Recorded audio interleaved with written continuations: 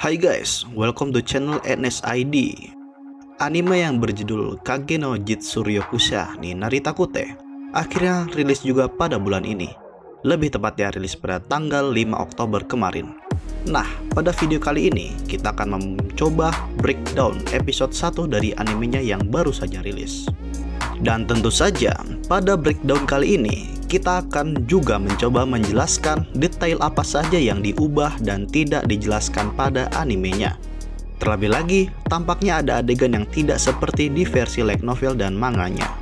Sebelum dilanjutkan, bagi siapa saja yang suka dengan pembahasan manhwa, webtoon, dan donghua yang underrated, bisa mengunjungi channel ini ya guys, ada di pojok kanan atas. Oke, daripada berlama-lama, berikut breakdown kali ini. Di awal episode, kita diperlihatkan sosok dari gadis yang bernama Nishino Akane yang baru saja terbangun dari tidurnya. Setelah itu, Nishino mandi dan bersiap untuk berangkat sekolah. Namun, di saat Akane ingin keluar dari pintu rumahnya, dia teringat kejadian kelam masa lalunya. Setelah dirasa siap dan tenang, Nishino memutuskan untuk berangkat bersama sopir pribadinya. Setibanya di sekolah SMA Sakurazaki, seperti biasa Nishino selalu disambut baik oleh siswa dan siswi dari SMA Sakurazaki. Nishino pun juga memberi salam dengan senyum yang hangat.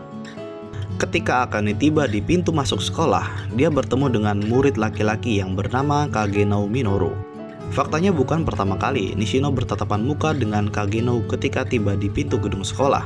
Karena kejadian ini terus selalu terjadi di menit-menit terakhir di pagi hari, tepat sebelum pintu ditutup. Dan karena Nishino selalu bertemu seperti itu, dia selalu memberi sapaan pada Kageno setiap kali bertemu di pintu masuk. Meskipun sudah 3 bulan sejak mereka mulai menjadi teman sekelas di SMA kelas 2, namun pola ini berulang tiap hari. Setiap Akane memberi sapaan, Kageno selalu salah menyebut nama belakang dari Akane. Sebaliknya, Akane tahu betul seperti apa sosok dari Kageno. Menurutnya, Kageno merupakan siswa dengan nilai di bawah rata-rata. Dia bukan anggota klub manapun dan dia tidak punya teman. Singkatnya, dia adalah seorang siswa yang tidak menonjol. Bukan itu saja, setiap kali mereka berbicara, pandangan Kageno selalu tertuju pada Akane. Tetapi Akane merasa seolah-olah dia tidak sedang menatapnya, seakan-akan tertuju pada hal lain. Salah satu alasan yang membuat Akane benci ke Kageno bukan karena dia selalu salah menyebut nama belakangnya, melainkan karena Kageno sama sekali tidak pernah memperhatikannya. Akane telah memulai karir aktingnya pada usia yang sangat muda, meskipun dia mengambil jeda yang lama setelah beberapa kontroversi. Setelah kejadian itu, Akane memutuskan untuk membuat aspek lain dari dirinya. Dia berusaha menjadi populer agar tidak ada siswa yang mengganggunya. Oleh karena itu, ia hidup dengan cara ini, berinteraksi sehingga Kageno yang sangat dibencinya tidak akan membencinya, sehingga siswa lain tidak akan menyadarinya.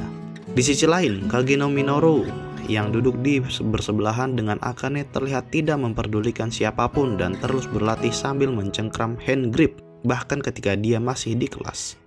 Saat waktu istirahat, Akane selalu memberi salam ke murid yang memanggilnya, namun terkadang dia teringat kejadian masa lalunya yang selalu menghantuinya selama ini.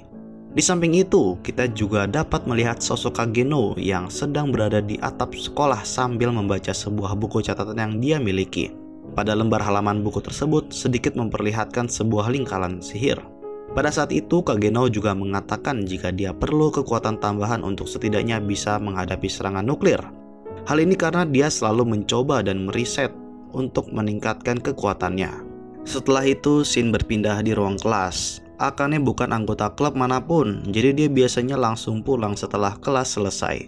Tetapi hari ini dia harus menghadiri kelas tambahan. Karena pekerjaannya, dia sering melewatkan kelas selama berhari-hari dan harus menutupi kehadirannya dengan kelas-kelas tambahan. Oleh karena itu, guru yang saat itu di kelas meminta pada Kageno yang duduk di sebelah Akane untuk mengumpulkan hasil angket untuk acara festival sekolah. Di saat Akane menghadiri kelas tambahan, dia sempat mendengar lantunan suara piano. Namun saat itu, dia tidak tahu jika yang memainkan piano tersebut tidak lain adalah Kageno yang sedang menunggu panggung aksinya. Pada akhirnya, Akane meninggalkan sekolah karena hari sudah menjelang malam. Akane biasanya selalu menelpon supir pribadi, namun saat itu dia tidak bisa menghubungi sopirnya. Di samping itu juga, kita dapat melihat sosok Kageno yang berada di atap sekolah sambil memperhatikan pergerakan Akane.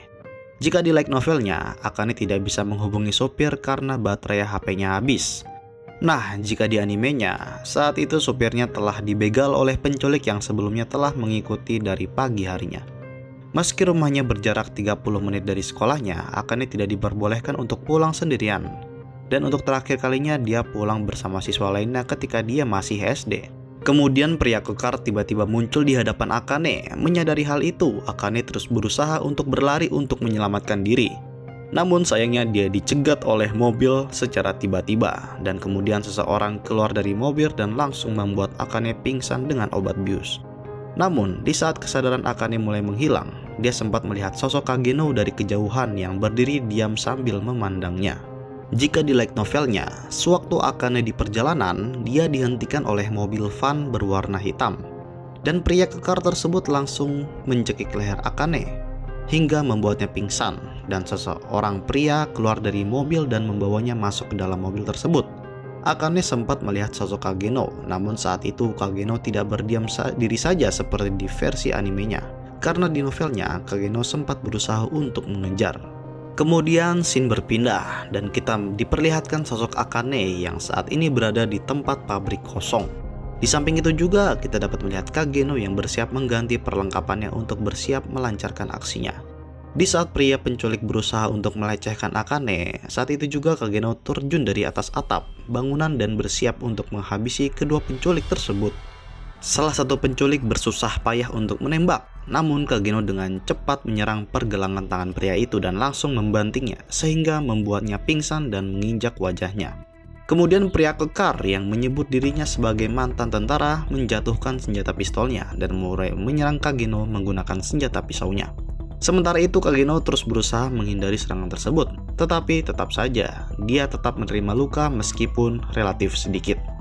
Setelah beradu serangan dan membuat pisau pria itu jatuh, Kageno terus berusaha menangkis pukulan pria itu untuk mengukur kemampuan pria tersebut. Ketika Kageno mulai terpukul mundur akibat perbedaan kekuatan fisik mereka berdua, Kageno mulai bertarung serius sambil menyerang pria tersebut menggunakan kedua senjata linggisnya. Kageno juga menjelaskan potensi kekuatan dari senjata linggisnya pada pria tersebut. Bahkan di novelnya dijelaskan hampir setiap malam Kageno sering menghabisi para geng motor menggunakan senjata linggis. Sampai dia dianggap sebagai urban legend oleh geng motor dan membuat mereka memakai helm kemanapun geng motor itu pergi. Setelah Kageno berhasil menghabisi pria kekar itu, dia langsung membebaskan Akane menggunakan pisau. Akane awalnya sempat ketakutan. Namun ketika dia mendengar saran dari Kageno, seketika itu dia terkejut dan mulai tenang. Saat itu dia tidak tahu jika pria yang menyelamatkannya adalah Kageno dan hanya merasa sedikit familiar mendengar saran tersebut. Di samping itu, setelah Kageno menyelamatkan Akane, Kageno masih tetap berada di tempat tersebut sambil melepaskan topengnya. Kageno juga mulai sadar jika masih terluka saat menghadapi mantan tentara dan mencapai kekuatan yang dia impikan.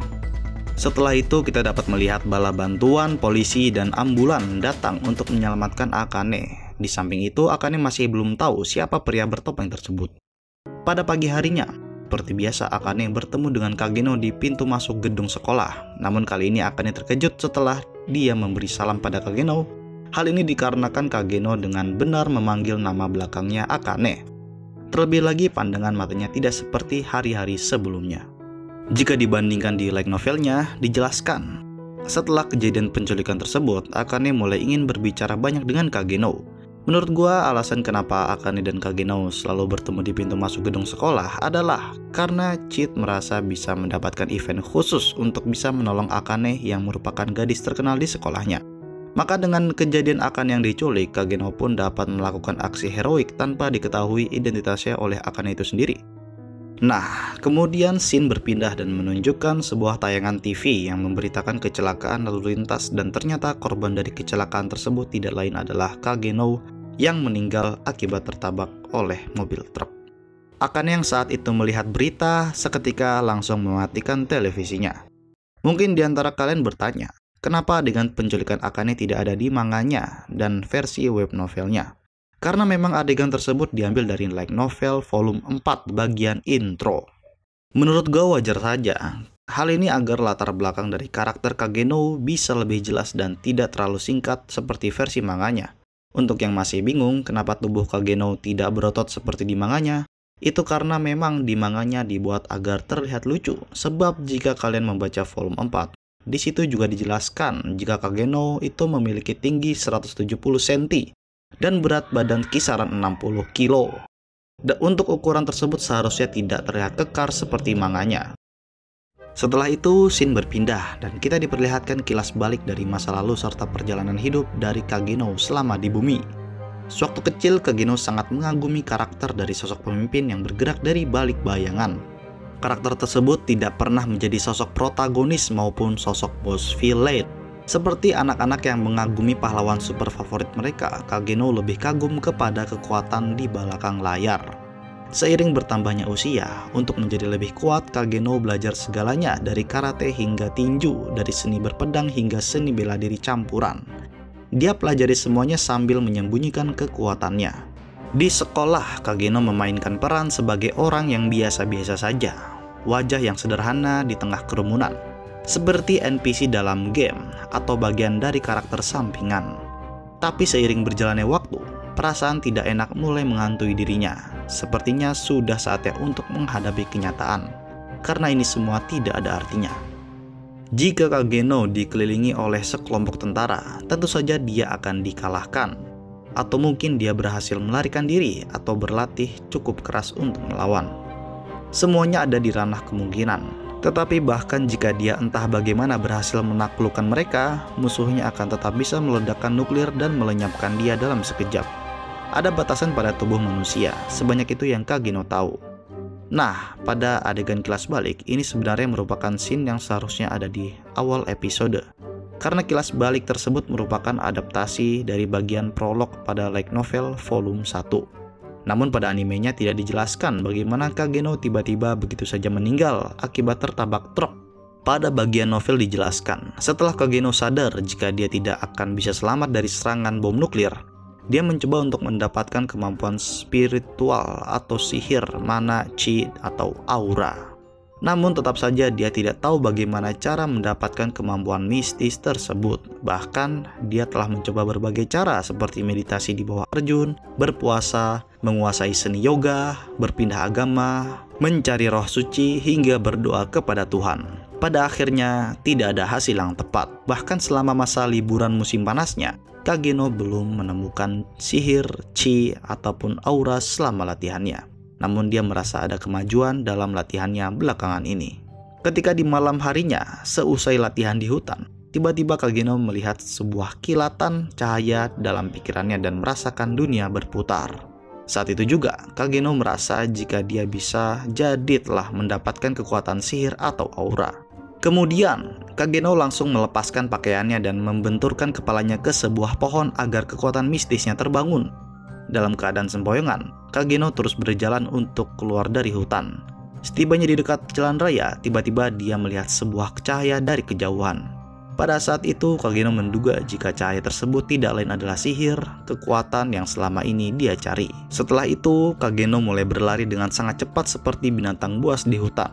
Dia berulang kali menyebutkan kata sihir, hingga akhirnya dia melompat ke arah sumber cahaya tersebut, yang ternyata berasal dari lampu kendaraan truk. Dar! Di saat kesadarannya mulai menghilang, dia mendengar suara rem di dekatnya. Nah, tadi itu merupakan cerita yang tidak ada di animenya, karena di animenya tiba-tiba saja sudah meninggal. Padahal ada beberapa hal lucu sebelum insiden itu terjadi. Mungkin bisa saja scene ini ditampilkan pada episode selanjutnya atau episode kedepannya di saat Kageno kembali ke Jepang. Kemudian untuk scene yang dimana Cheat Kageno yang berada di atas gedung bersama anggota inti Shadow Garden yang disebut Seven Shades, itu seharusnya merupakan adegan original dari anime untuk sedikit memperkenalkan scene masa depan serta beberapa karakter penting untuk cerita ke depannya. Berikut anggota dari Seven Shades, yaitu Alpha, Beta, Gamma, Delta, Zeta, Eta, dan Epsilon. Meskipun begitu, kita juga diperlihatkan beberapa anggota dari Shadow Garden yang bernama Number, yang saat itu diperlihatkan ingin melancarkan aksinya. Nah, scene ini kemungkinan besar akan muncul di saat Chit ingin menyelamatkan Alexia yang saat itu diculik oleh anggota dari kultus Diablo. Hal ini karena bangunan yang terdapat pada anime seperti versi manganya di saat konflik itu terjadi. Atau jika bukan, scene tersebut akan muncul ketika Shadow Garden akan terjun dalam konflik pertempuran. Bukan itu saja, kita juga diperlihatkan beberapa sosok penting juga nih, seperti kakak dari Chit yang bernama Claire, Alexia yang sedang berlatih pedang, dan untuk gadis berambut merah itu merupakan kakak dari Alexia yang bernama Iris. Oke, itulah beberapa informasi tambahan pada episode breakdown di kali ini. Jika ada yang ingin bertanya, kalian bisa tulis di kolom komentar. Jangan lupa like, share, and subscribe, and see you next time.